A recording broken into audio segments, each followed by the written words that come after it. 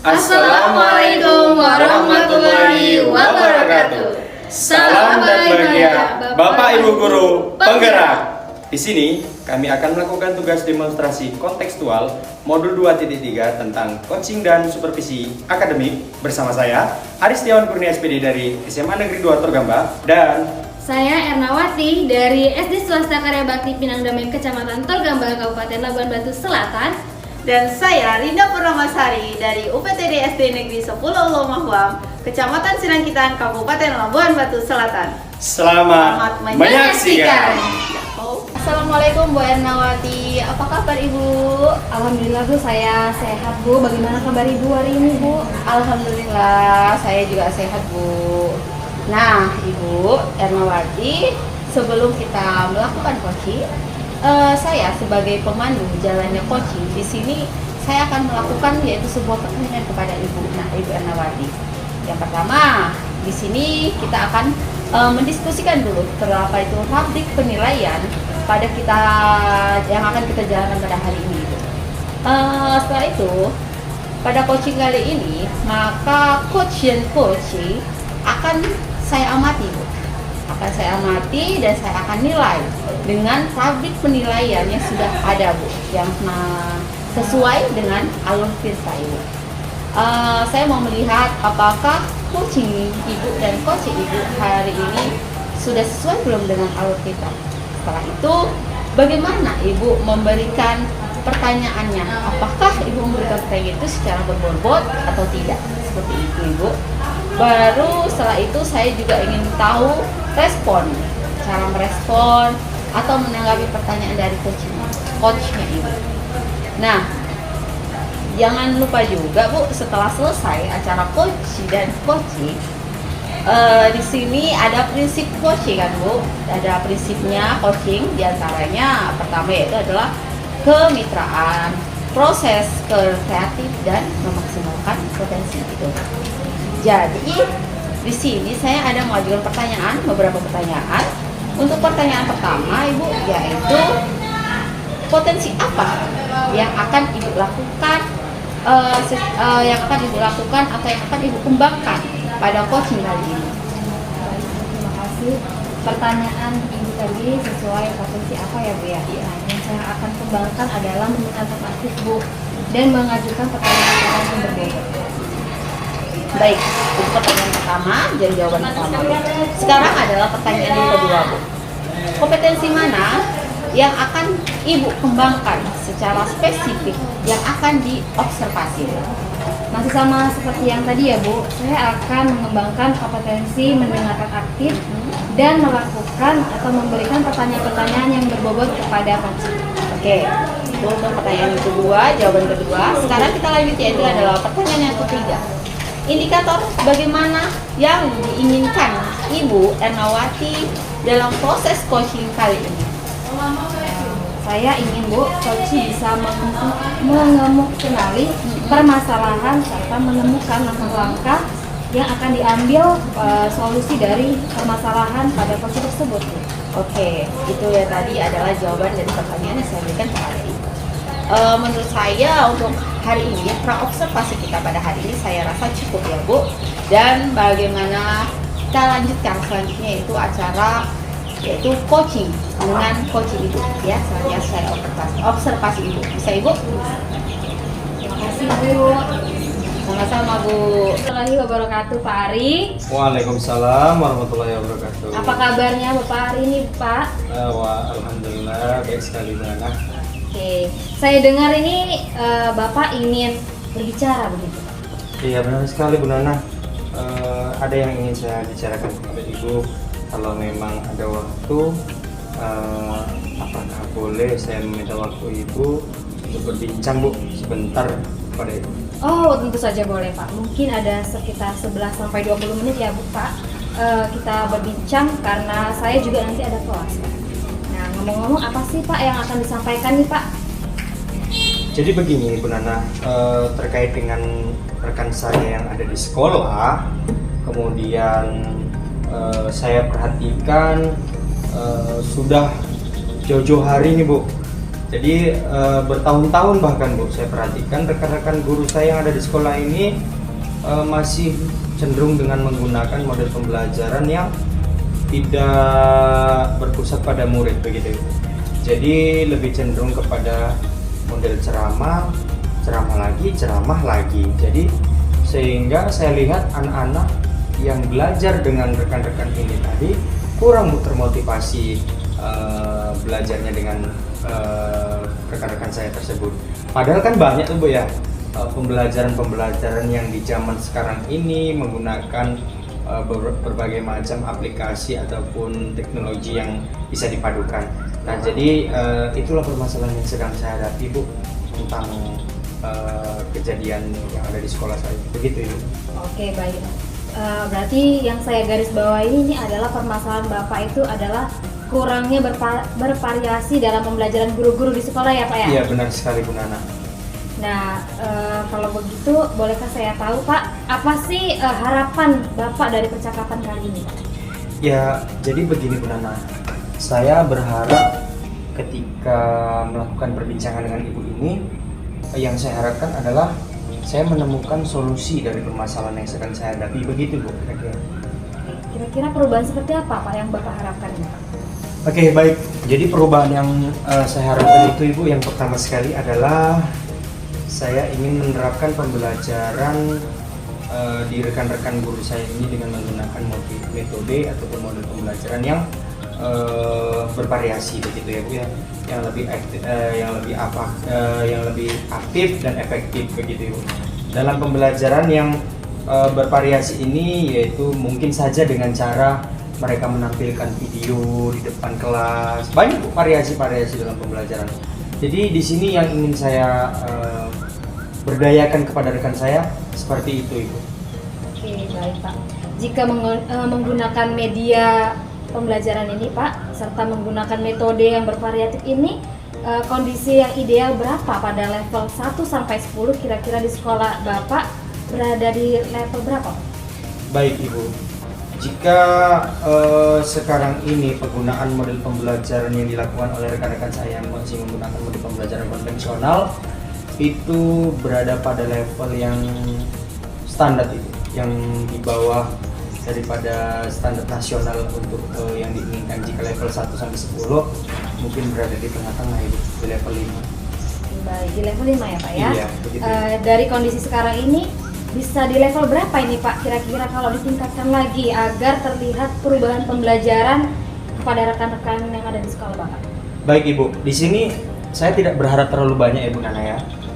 Yang saya harapkan hanya perubahan pemahaman paradigma rekan-rekan saya Bu, terhadap pembelajaran yang harus dilakukan di dalam kelas bersama peserta didik. Jadi saya tidak terlalu berharap banyak, berhubung rekan-rekan yang ada di sekolah saya Bu sudah berada pada posisi senior semua Bu. Jadi kemungkinan besar mereka 1-2 tahun lagi sudah pensiun. Jadi saya berharap untuk dari level 5 sampai level 7 saja Bu, sudah luar biasa sekali Bu. Jadi ada perubahan antara pembelajaran yang sebelumnya dengan pembelajaran yang akan saya lakukan. Begitu Ibu. Oke Pak, berarti dari level 5 ke 7 ya Pak? Nah, Iya. usaha apa sih Pak yang bisa Bapak lakukan dari proses perubahan tersebut Pak? Baik Ibu, sebenarnya saya belum ada nih Bu kepikiran mau berbuat apa, hanya sekedar gambaran gimana dan prosesnya bagaimana untuk penerapan ini ke depannya. Jadi saya akan melakukan semacam observasi ataupun mentoring kepada rekan sejawat yang ada di sekolah saya, kemudian melakukan pendampingan individu dengan rekan tersebut sehingga pembelajaran yang tadinya kurang bervariasi bisa ditimbulkan melalui mentoring dan pendampingan individu tersebut. Begitu Ibu. Oke, berarti ini Bapak akan melakukan rencana dengan mengenai mentoring ya Pak ya? Iya Bu, benar sekali. Pendampingan individu terhadap guru-guru tersebut ya Pak ya? Iya benar sekali Bu. Nah selain itu ada tidak Pak yang diterapkan sehingga mereka tuh nyaman dengan penyampaian Bapak itu Pak? Sebenarnya Bu, ada beberapa metode ataupun cara yang akan saya lakukan. Yang pertama tadi dengan menggunakan kegiatan mentoring, kemudian yang kedua dengan menggunakan pendampingan individual bersama dengan rekan, kemudian yang ketiga adalah melakukan kegiatan workshop ataupun pelatihan-pelatihan yang dilakukan di sekolah.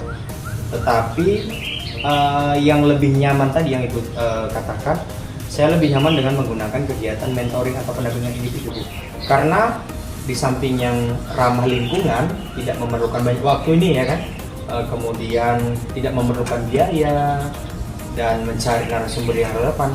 Sedangkan menggunakan workshop dan pelatihan seperti komunitas belajar, kita harus mencari pelatih ataupun narasumber yang relevan dengan pembelajaran yang akan kita lakukan ini, sehingga mengeluarkan biaya dan menyita waktu yang sangat banyak Bu, tidak singkat seperti kegiatan mentoring dan pelatihan individu lain. Oke, Begitu baik. Ibu. Oke Pak, merencanakan ini akan melakukan kegiatan mentoring ya Pak ya? Iya. Nah, pendampingan individu atau pelatihan. Nah, menurut Bapak ini, manakah ketiga tahapan ini yang lebih nyaman dan lebih efektif menurut Bapak? Yang lebih nyaman dan efektif adalah kegiatan mentoring dan pendampingan individu. Oke, dalam kegiatan ini apa yang Bapak perlukan atau apa dukungan dari siapa yang Bapak inginkan? Dari pihak manapun Pak? Baik Ibu, di sini saya memerlukan yaitu yang pertama sekali dukungan dari kepala sekolah, kemudian rekan sejawat dan teman yang mempunyai pengalaman Bu terhadap pembelajaran inovatif ini, yang bisa diajak berkolaborasi untuk melakukan kegiatan pembelajaran, perubahan paradigma pembelajaran di dalam kelas oleh rekan-rekan sejawat saya. Oke, dari yang Bapak sebutkan tadi berarti Bapak akan melakukan kegiatan ini secara berkolaborasi ya Pak ya? Benar sekali. Nah, kapan ini kegiatannya akan dilakukan Pak? Insya Allah secepatnya Bu. Oke, baik Pak. Apa sih yang Bapak Ibu dapatkan dari percakapan atau kegiatan bincang kita ini Pak? Ya, saya sebenarnya Bu sangat berterima kasih kepada Ibu sebelumnya ya. Hasil percakapan kita kali ini saya bisa sedikit lega Bu atas apa yang saya rasakan selama ini Bu. Sedih saya Bu ketika saya mengetahui pembelajaran yang dilakukan oleh rekan-rekan saya tadi masih berada pada pembelajaran konvensional. Jadi ketika saya berbincang dengan Ibu Nana ini, terima kasih sekali Bu, saya mendapatkan semacam solusi Bu, gambaran atas permasalahan yang sedang saya hadapi ini. Jadi saya harus melakukan apa nih, begitu Ibu. Jadi dari perbincangan kita ini saya sangat sangat apresiasi dan berterima kasih karena saya bisa menemukan dan menentukan solusi atas permasalahan saya. Begitu Ibu. Oke, berarti sudah ada gambarannya nih ya Pak ya? Iya benar sekali Bu. Dalam kegiatan atau mencari variasi dalam pembelajaran dengan rekan nih ya Pak ya? Benar sekali Bu.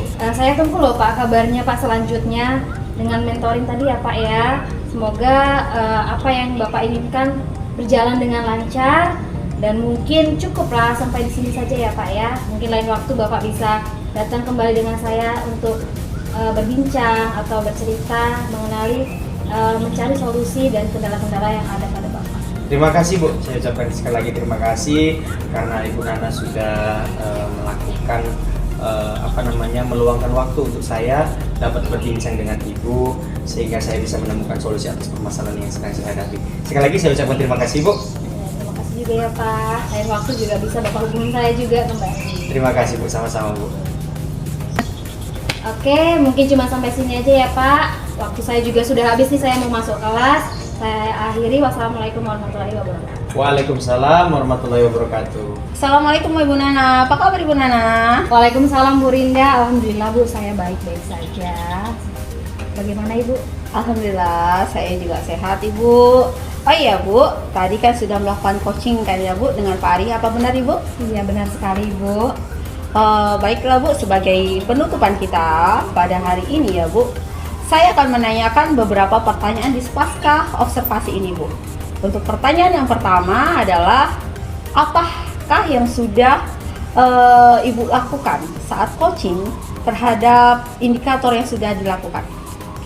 Indikator yang sudah saya lakukan Bu, yaitu proses coaching dengan menggunakan alur Tirta, Baik. kemudian menanyakan tujuan, identifikasi masalah, rencana aksi dan tanggung jawab, Bu. Sehingga alur yang disebutkan tadi bisa menggali coaching untuk mengenali atau mengenali permasalahan serta menentukan solusi dari permasalahan dari coaching tersebut. Oke, baik Bu Irnawati. Menurut saya ketika saya menjadi observer tadi, coaching yang Ibu lakukan itu sudah berjalan dengan baik, Ibu.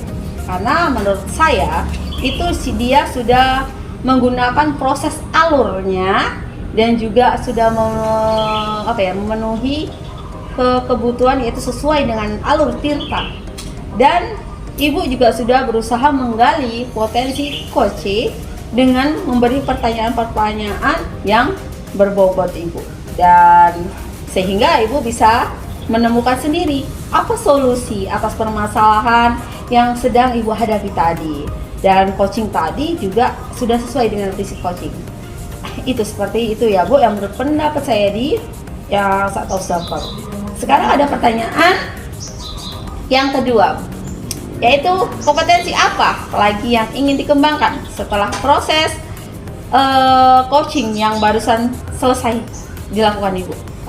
Potensi atau kompetensi yang saya akan kembangkan adalah memahami lebih dalam lagi proses Tirta tadi, Bu, sehingga saya akan menggunakan atau melakukan kegiatan coaching ini bisa lebih baik lagi. Oke, baik, kalau begitu Ibu Ernawati, menurut saya hari ini kedepannya yaitu kita bisa melakukan coaching yaitu dengan lebih baik lagi ya Bu, karena menurut saya tadi sudah baik. Demikian Bu untuk observasi kita hari ini, semoga dapat bermanfaat ya Bu. Yang itu saya sudahi. Assalamualaikum warahmatullahi wabarakatuh.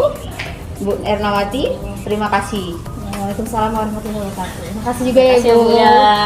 Demikianlah tugas demonstrasi kontekstual pada modul 2.3 tentang coaching dan supervisi akademik.